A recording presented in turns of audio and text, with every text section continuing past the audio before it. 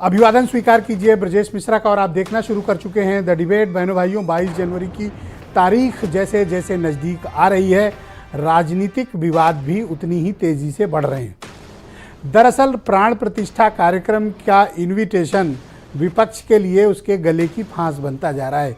न वो उसे स्वीकार कर पा रहे हैं, न वो उसे अस्वीकार कर पा रहे हैं।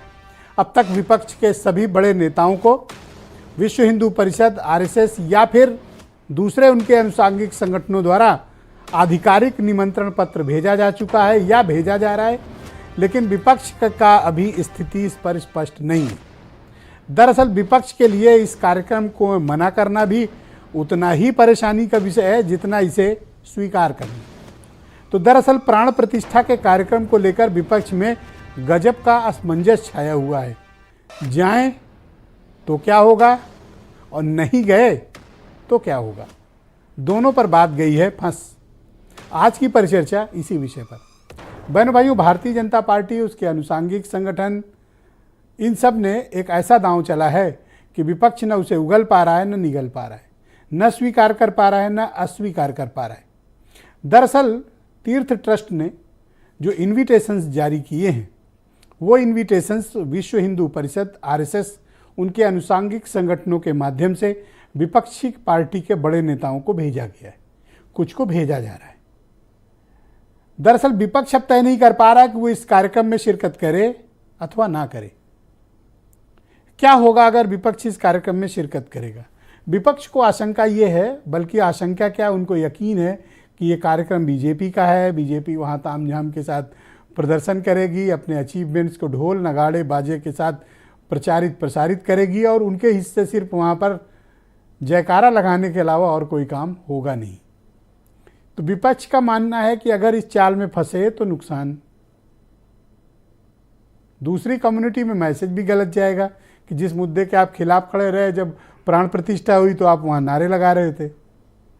और अगर नहीं जाते हैं तो बीजेपी को स्पष्ट मौका मिलेगा कि देखो बुलाया था, आए नहीं, द्रोही हैं, विरोधी हैं, दुनिया भर की कहानी रची जाएंगी।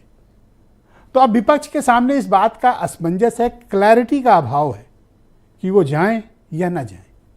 जाते हैं तो स्थान कहाँ मिलेगा, महत्व मिलेगा कि नहीं मिलेगा, और वहाँ क्या होगा, क्योंकि उस दिन का शो तो बहुत ज़बरदस्त और मेगा होने वाला है।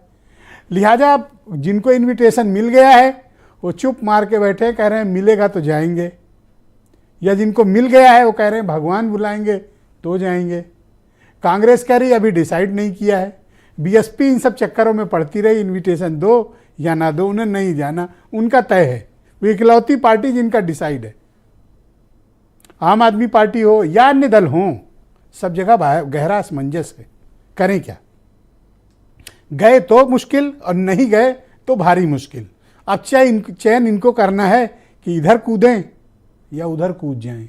कूदना तो पड़ेगा, सीधे रास्ते जाने का कोई जुगाड़ है नहीं। तो क्या होगा?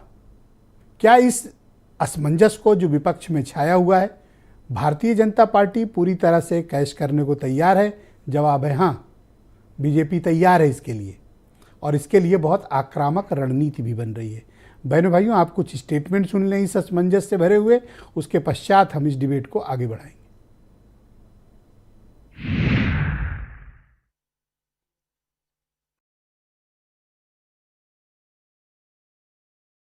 मैंने पहले उनका ये बयान पढ़ा था कि बुलाएंगे तो जाएंगे, तो बुलाया है। और अब मैंने ये बयान पढ़ा कि राम जी बुलाएंगे तो जाएंगे। तो अब मैं इस बात की उत्सुकता से इंतजार कर रहा हूँ कि समाजवादी पार्टी को और उसके अध्यक्ष को राम जी बुलाते हैं या नहीं बुलाते हैं। कभी देश निकाला लगता है तो कभी घर के अंदर आ जाओ, कभी बाहर चले जाओ। पोस्टर भाई बहुत किस्म के लगते हैं, उस पोस्टर पर कोई यकीन नहीं करता है। जब कोई सवाल उनसे होगा तो कहते हैं कार्यकर्ता का सवाल है। सनातन धर्म पे चर्चा करते हैं मौर्य जी, तो अखिलेश जी कहते हैं उनका व्यक्तिगत सवाल है। आपकी पार्टी में है, आपके नेता हैं और इस तरह के बयान दे रहे हैं, ये संविधान के खिलाफ है। ये सरकार पीढ़ी के खिलाफ है। ये पिछड़े, दलित और अल्पसंख्यकों के खिलाफ सरकार है। ये कभी न्याय नहीं दे सकती। और मैं आपसे कहना चाहता हूँ जो आरक्षण की मूल भावना थी उससे भी खिलवाड़ ये सरकार कर रही है। इसीलिए किसी का कोई भगवान हो, हमारा पीडीए भगवान है। बहनों भाइयों, इस परिचर्चा को आगे बढ़ाएंगे। आलोक अवस्थी उत्तर प्रदेश में भारतीय जनता पार्टी के प्रवक्ता हैं।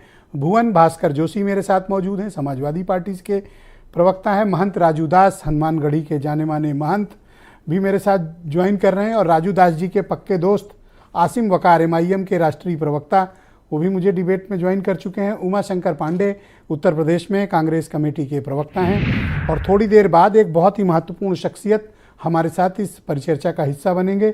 आलोक कुमार हमारे साथ जुड़ेंगे, जो विश्व हिंदू परिषद के कार्याध्यक्ष हैं। और वीरेंद्र सिंह जी हमारे स्टेट हेड। आप सभी का बहुत शुक्रिया और धन्यवाद मेरे साथ इस कार्यक्रम में शिरकत करने।